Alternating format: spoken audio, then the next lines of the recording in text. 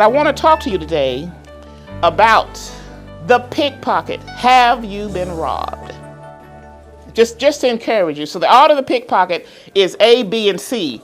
First, select a victim who is distracted by their environment. Then steal without them knowing that a crime has been committed, and then get away as quick and clean as you can before the victim learns he's been hit. That's the art of pickpocket. Now, first A, select a victim who is new to their environment. You've never been here before. These people are easy to recognize. You go to Chicago, if you are new in Chicago, you can tell who the new people are. The one that say, oh, the Sears Tower, ooh. Okay, that's the newbie, all right? People who've never been there before. And I'm speaking because some of you are transitioning in your lives, in your emotions. You're going places you've never been before, all right? So you go to New York, the one that says, oh, the Statue of Liberty, oh. That's the newbie, all right? They haven't been there. You go to Washington, D.C., I believe the Lincoln Memorial. that word is Washington, D.C., all right? You go to Philadelphia, ooh, the Liberty Bell, ooh, ah. Whoever the oohs and the ahs are, they're unfamiliar with the territory, and they are overwhelmed by their environment. There ain't nothing wrong with that. Transitioning in your perspective and in your emotions, it can be like moving to a new city or a new country. You're moving towards your destiny. Unfamiliarity can distract you from taking care of your most valuable possessions, all right?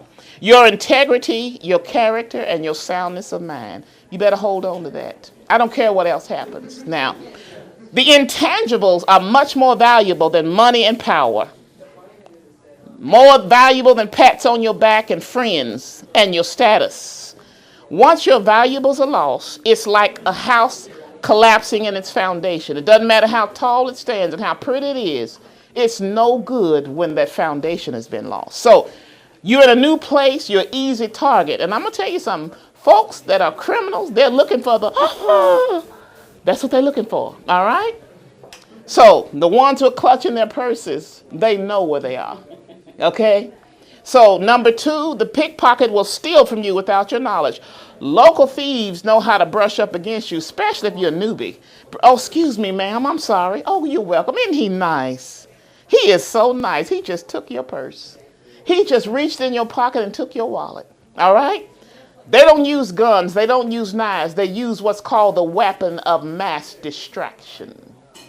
The weapon of mass distraction. All right? Away from you, it distracts you away from guarding what's important. So you're preoccupied with frivolous stuff that's passing, and you're about to lose something you work a long time to obtain. Okay? So high crimes in big cities, I was told a big city, they look for people, the women that walk downtown with straps on their shoulder and their pocketbooks. They know she knew. She walking around with a long strap in her pocketbook. They know she knew. And you know what I found out they do? They know how to get close enough to you in a crowd. You walk across the street in New York, everybody's walking with you. And they can cut your straps and take your purse, and you still got straps going, ooh, you don't even know you've been hit. That's the art of the pickpocket. And the longer you're not aware that you've been robbed, the less likely you're going to get back what was taken from you. All right?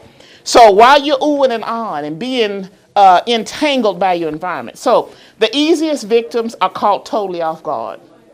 So you're getting all upset over something that's passing when something solid that you've had a long time is being taken. Now, in an instant, they strike without warning and without mercy. So they'll remove your security and everything that held you intact. Now, I don't know about you, but your credit cards, it take you a while to build up your credit score. It take you a while to earn what you, well, put it like this. Anyway, all right. So that's B. They'll pick your pocket without you knowing. And C, they get away clean before you realize you've been a victim. The longer you're unaware that the crime is taking place, the less likely you're going to get back all that was stolen. One thing God said, he said, my people are destroyed for lack of knowledge. Okay? What you don't know can hurt you. So we that are believers in God, we have a security system built in. Red flags, warning bells will inform us when we're about to become a victim. Now, I don't know if y'all heard of LifeLock. Have y'all heard of LifeLock? I got LifeLock on my computer. I got LifeLock. And for a few dollars a month, it's a computer scanning system that'll scan your bank account, your social security number, and if something's wrong, it'll tell you when something's being compromised. So I got a warning one day. Some red came up on my computer, and on one of my accounts, it told me, go in and change your password. Says your personal information is being compromised. I didn't know what was going on. Says you're in jeopardy. Now, it was up to me to obey that or not. All right? But I quickly went in and changed my password. And then I got a green light later on saying your account is now secure. So all is well. So we have a LifeLock system in place. One thing Paul said, one of the apostles, he said, be sober and be vigilant. That means keep your head clear and be watchful. Anybody holding a vigil, it's not a lot of sleeping as much as there is watching. Because as you move into this new phase of your life or whatever, I'm moving quickly, y'all. It's some things happening I've only dreamed of. And now dreams are being realized. But as I'm in this phase, I got to make sure that I got my LifeLock in place, all right? Don't allow your environment to distract you from guarding your valuable possessions. Another scripture said the thief came to steal. He's not there to compliment you on how pretty you look.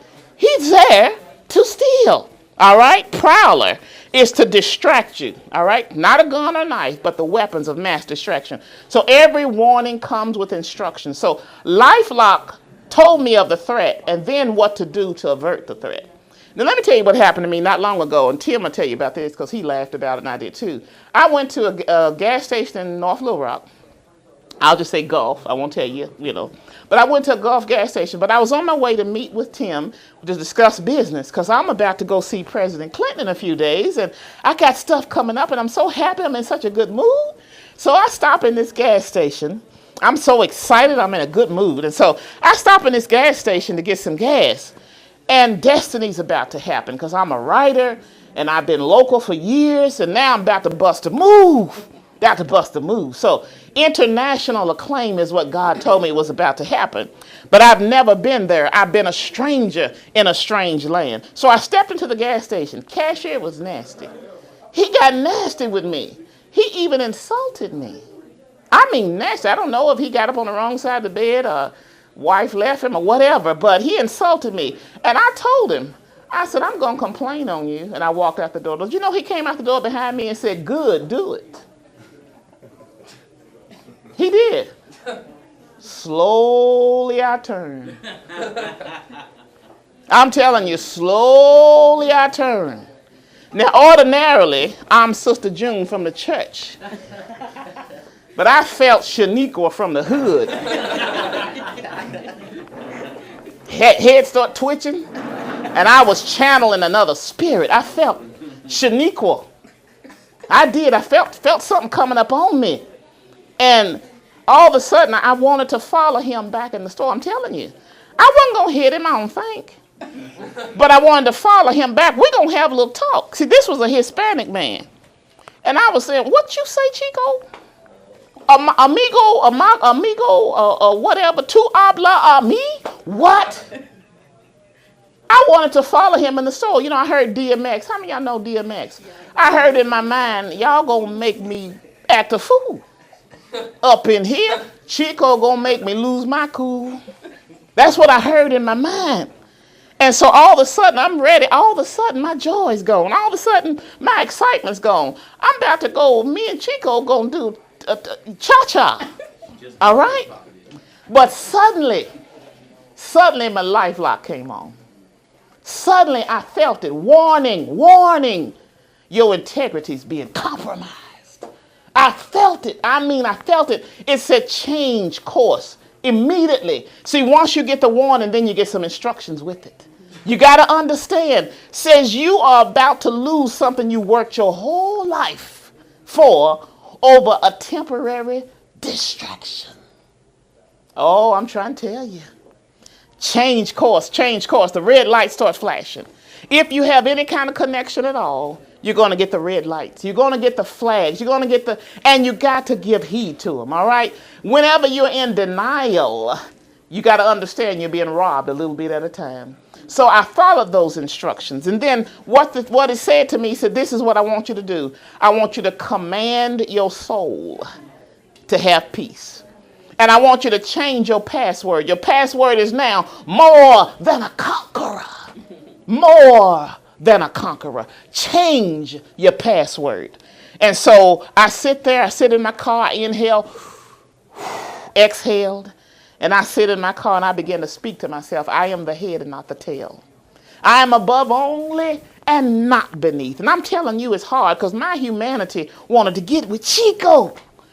I wanted to get with Chico, but LifeLock was telling me, your pocket's being picked. And the sooner you recognize it, the quicker it will be to obtain all that's been taken. So I had to realize then that I've never been in this place before. But even though I've never been here before, God was there ahead of me. He was already there. So once I sit there, I said, I demand my joy back. I said, Chico, you can win this one because I got destiny to fulfill. I got books to write. I got a poetry line, greeting cards. I'm about to become an international treasure. And you better give me all my joy back. And I want it all back. You can't touch this. I had to demand what belonged to me. When we talk about pickpocket, it means something has been taken. And you know, when they steal your identity, that means stuff is happening, but it's not you doing it. And if you're not careful, you see yourself doing stuff and you know that's not you doing it. You know why? Because somebody has assumed your identity. It is so important to recognize that anything that is worth having is worth fighting for. I got my LifeLock, and now I am safe from the pickpocket.